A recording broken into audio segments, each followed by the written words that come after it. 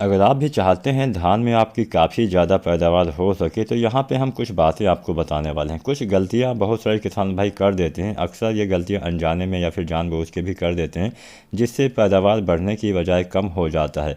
तो यहाँ पे हम कुछ गलतियाँ, कुछ बातें आपको बताने वाले हैं। अगर आप इन बातों का ध्यान रखते हैं तो निश्चित ही आप धान में अच्छी और ज़्यादा पैदावार ले पाएंगे। गलतियों के साथ साथ हम ये भी तरीका बताएंगे कि इन गलतियों को आप कैसे दूर कर सकते हैं, क्या कर सकते हैं जिससे आप अच्छी और ज़्यादा पैदावार ले सकें। नमस्कार किसान मित्रों, इंडियन एग्री हेल्प चैनल पे आप सभी का स्वागत है। सभी किसान भाई से रिक्वेस्ट है, प्लीज़ चैनल को सब्सक्राइब करें ताकि हमारी अगली वीडियो आप तक आसानी से पहुंच सके। नीचे सब्सक्राइब का बटन होगा, वहां पे जाके सब्सक्राइब कर दें, साथ में बेल आइकन दबा दें। कोई भी सवाल हो, कुछ भी आप पूछना चाहते हैं या फिर कुछ हमें बताना चाहते हैं तो आप नीचे कमेंट भी कर सकते हैं। हम आपके सारे सवालों के जवाब देने की पूरी कोशिश ज़रूर करेंगे। तो चलिए आपका ज़्यादा समय ना गवाते हुए वीडियो को स्टार्ट करते हैं। जानते हैं धान में पैदावार बढ़ाने के लिए कौन सी गलतियां नहीं करनी चाहिए, कौन कौन सी बातों का ध्यान रखना चाहिए। सबसे पहली गलती किसान साथी ये करते हैं कि अपने क्षेत्र के हिसाब से किस्मों का चयन नहीं कर पाते हैं, शुरुआत से ही गलती कर देते हैं।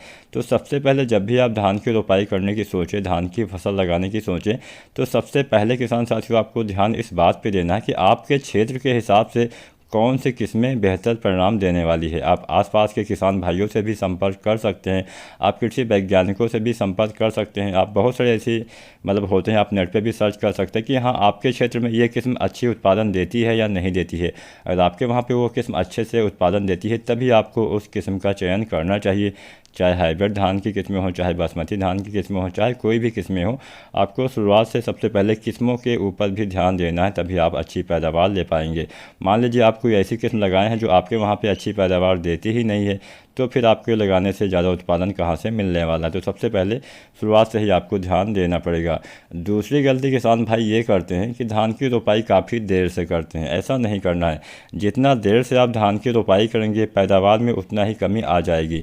तो किसान भाई यहाँ पे हमेशा समय से आपको धान की जो रोपाई है वो करनी चाहिए। धान की रोपाई समय से करेंगे तभी आपको अच्छी और ज़्यादा पैदावार मिल पाएगी। एक गलती और करते हैं कि धान की जो रोपाई वाली है, नर्सरी वाले जो पौधे होते हैं वो काफ़ी जब बड़े हो जाते हैं तब हम उसकी रोपाई करते हैं। ऐसा नहीं करना। जब धान के जो पौधे हैं नर्सरी वाले वो लगभग 25 दिन के आसपास के हो जाए तब आपको रोपाई कर देनी चाहिए। 21 से 25 दिन का समय काफ़ी बेहतर होता है। जितने बड़े पौधे हो जाते हैं उसमें एक समस्या ये आती है कि उसमें कल्लों का विकास बाद में नहीं हो पाता है। किसान भाइयों आप सभी को पता होगा, जब हम धान में रोपाई करते हैं तो रोपाई के लगभग 20 दिन के बाद से कल्ले निकलना चालू हो जाते हैं। 25 दिन 30 दिन का वो समय होता है जब कल्लों की बढ़वाद स्टार्ट हो जाती है, तब कल्ले निकलने का जो समय है वो उसका शुरुआती समय होता है। तो मान लीजिए आपने 50 दिन पे धान की रोपाई की, तब 50 दिन के पौधे में जो वो समय है वो शुरुआत से ही आ जाता है। तो 50 दिन पे वो कल्ले निकलने वाला समय होता है, तब आप उसकी रोपाई करेंगे तो कल्ले बाद में कहाँ से निकल पाएंगे। तो इसलिए आपको ध्यान ये रखना है कि बहुत बड़े या फिर बहुत समय वाले पौधे की आपको रोपाई नहीं करनी है। सबसे अच्छा समय 21 से 25 दिन वाले पौधे की होती है, उसकी आपको रोपाई करनी चाहिए। इसके बाद में सबसे बड़ी गलती किसान भाई ये करते हैं कि जब धान की रोपाई भी मान लीजिए समय से आपने कर दी, तो सबसे बड़ी गलती ये करते हैं कि धान की रोपाई के बहुत दिनों के बाद खादों का इस्तेमाल करना। बहुत सारे किसान भाई तो 10, 15, 20 दिन के बाद खादों का इस्तेमाल करते हैं। ऐसा बिल्कुल भी नहीं करना। अगर आप ऐसा करते हैं तो खुद आप पैदावार में कमी लाने की खुद आप अपनी वजह से ही पैदावार में कमी लाते हैं।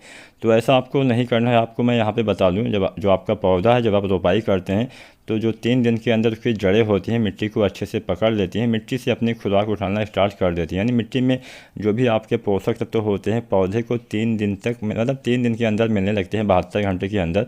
तो मान के चलिए अगर आपने रोपाई कर दी, उसके आपने बहुत दिन के बाद खाद डाला, तो उस खाद का जो असर है वो 15 दिन के बाद से ही तो चालू होगा। मान लीजिए 15 दिन पे खाद डालेंगे तो 15 दिन पर चालू होगा, 10 दिन पर डालेंगे तो 10 दिन के बाद से चालू होगा। तो इसलिए हमेशा आपको जब आप धान की रोपाई करें तो 3 दिन के अंदर रोपाई के समय जो भी हम खादें डालते हैं उसका इस्तेमाल आपको कर देना चाहिए। चाहे आप DAP डालते हो, चाहे आप NPK डालते हो, चाहे सिंगल सुपर फास्फेट, जो भी हम रोपाई के समय खादें डालते हैं उसको आपको 3 दिन के अंदर अवश्य डाल देना चाहिए। आप रोपाई से पहले भी डाल सकते हैं, रोपाई के समय भी डाल सकते हैं, या फिर रोपाई के 3 दिन के अंदर भी डाल सकते हैं। जितना देर आप खाद लगाने में करेंगे उतने ही उत्पादन में आपकी कमी आएगी। कल्ले निकलने में उतना कमी आती है, क्योंकि कल्ले निकलने का एक निश्चित समय होता है, उसके बाद में आप कुछ भी कर लें कल्ले में बढ़ोतरी नहीं होने वाली है। तो ये भी गलती आपको नहीं करनी है। समय से खादों का इस्तेमाल करना चाहिए, समय से ग्रोथ प्रमोटर डालना है, समय से जिंक डालना है। अब यहाँ पे जिंक डालते समय भी बहुत सारे किसान भाई गलती कर देते हैं कि जिंक का डीएपी के साथ या फिर जो सिंगल सुपर फास्फेट आता है या फिर एनपीके के साथ में डाल देते हैं। ऐसा नहीं करना है।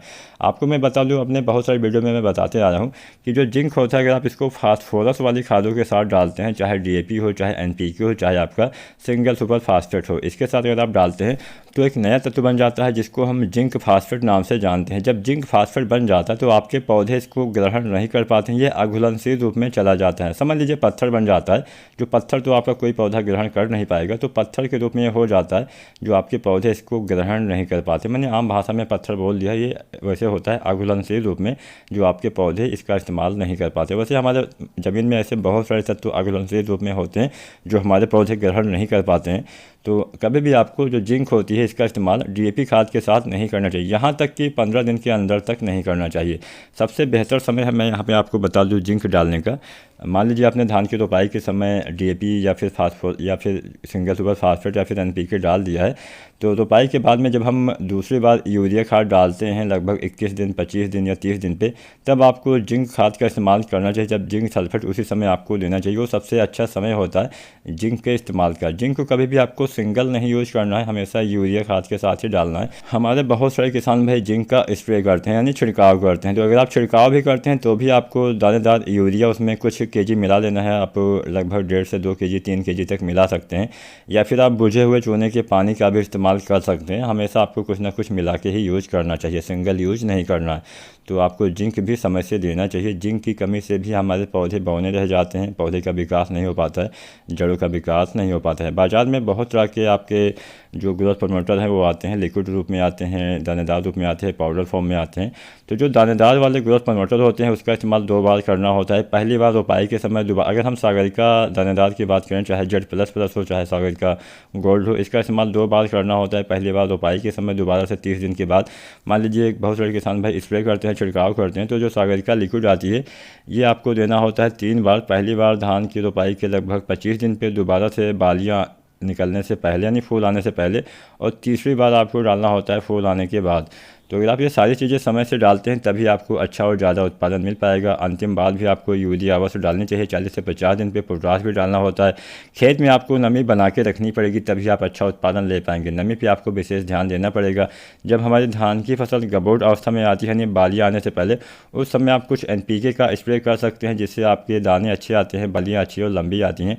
तो जब गबोट अवस्था आ जाती है तब आपको 0.34 डालना चाहिए, 1 से 1.5 केजी प्रति एकड़ के हिसाब से। बोरोन भी आपको डालना चाहिए, जिससे पोलिनेशन काफ़ी अच्छे से होता है, परागण अच्छे से होता है। बोरोन जो आता है 20% वाला, इसकी 100 से 150 ग्राम मात्रा प्रति एकड़ की दर से यूज करना चाहिए। इस समय आप सागरिका लिक्विड भी डाल सकते हैं। सागरिका लिक्विड की 250 से 300 ml मात्रा डालनी होती है। और मान लीजिए गबोट अवस्था में नाइट्रोजन की कमी यानी पत्तों में पीलापन दिख रहा है, तब आप जो यूरिया आती है दानेदार, इसका भी स्प्रे कर सकते हैं, छिड़काव कर सकते हैं।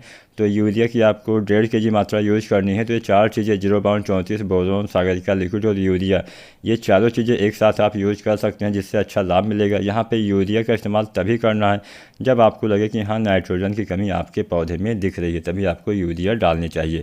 तो अंतिम खाद के रूप में आपको ये 4 चीज़ें डालनी है। इसके बाद में एक खाद और डाली जाती है, यानी एक स्प्रे आपको और करना होता है। वो होता है बालियाँ आने के बाद। जब धान में बालियाँ आ जाती हैं, निकल आती हैं, उसके बाद में 0.050 के इस्तेमाल से समस्त दाने का भराव अच्छे से सही ढंग से हो पाता है। यहाँ पे भी एक कन्फ्यूजन ये रहता है कि क्या हम 0.050 डालें या फिर 13.045। किसान साथियों, 0.050 में 50% पोटेशियम और 17.5% सल्फर पाया जाता है, और 13.045 में 13% नाइट्रोजन भी पाया जाता है, 45% पोटेशियम पाया जाता है। दोनों का इस्तेमाल कब करना चाहिए? बालियाँ आने के बाद ही करना होता है। लेकिन बहुत सारे किसान भाई गलती यहाँ पे एक और कर देते हैं कि जैसे ही बालियाँ निकलना चालू होती हैं तैसे ही इसका इस्तेमाल कर देते हैं। ऐसा नहीं करना है। जब बालियाँ निकल जाती हैं, फूल वाली स्टेज ख़त्म हो जाती है, तब आपको ये सारी चीज़ें डालनी होती है। फ्लावरिंग की स्टेज में कुछ भी नहीं देना चाहिए। अगर आप फूल आने पे कोई भी चीज़ें डाल देते हैं तो परागण सही से नहीं हो पाता है, जिससे पैदावार में कमी आती है, दाने का भराव सही ढंग से किसान भाइयों नहीं होता है। तो यहाँ पे एक सावधानी ये भी आपको बरतनी है कि आपको फ्लावरिंग की स्टेज में कुछ भी नहीं डालना होता है। साथ में नमी भी गबोड़ अवस्था से लेकर जब तक दाने का भराव नहीं हो जाता है तब तक नमी भी आपको बना के रखनी होती है। ये चीज़ें आपको ध्यान रखनी है। हम बात कर रहे थे NPK के बारे में, कौन सा डालना होता है बाली आने के बाद। तो 0050 का इस्तेमाल तो आपको तब करना है जब आपकी फसल में नाइट्रोजन की कमी ना हो, बालियाँ निकल आई हो दाने के भराव के समय। लेकिन 13045 का इस्तेमाल तभी करना है जब बालियाँ आने के बाद भी नाइट्रोजन की कमी आपको पौधे में दिख रही हो। जो ऊपर झंडा पत्ती आपको दिखती है एकदम खड़ी खड़ी पत्तियाँ, उसमें अगर पीलापन रह जाता है तो दाने के भराव में बाधा आती है, दाने का भराव सही रूप से नहीं हो पाता है। तो नाइट्रोजन की पूर्ति के लिए हम 13045 का इस्तेमाल बालियाँ आने के बाद करते हैं। यहाँ पे इस बात का आपको ध्यान रखना है कि दोनों में से किसी एक का इस्तेमाल आपको बालियाँ आने के बाद करना होता है, चाहे आप 0050 का इस्तेमाल करें, चाहे आप 13045 का इस्तेमाल कर दें। तो अगर आप ये सारी चीज़ें समय से करते हैं तो निश्चित ही आप धान में अच्छी और ज़्यादा पैदावार ले पाएंगे। अगर आज की जानकारी, आज की वीडियो पसंद आई है, वीडियो को लाइक करें। कोई भी सवाल सुझाव हो नीचे कमेंट